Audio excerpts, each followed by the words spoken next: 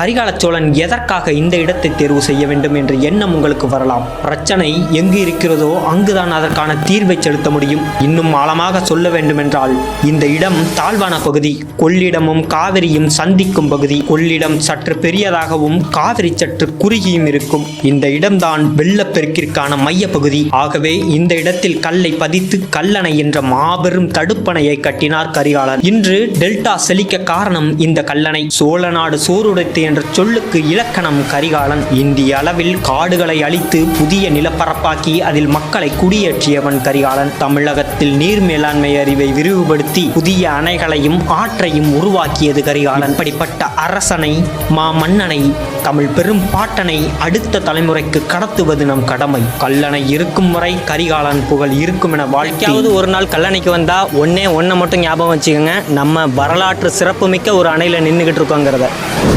இந்த காணொளியை சமர்ப்பிப்பதில் பெருமை கொள்கிறது அஞ்சு மீடியா.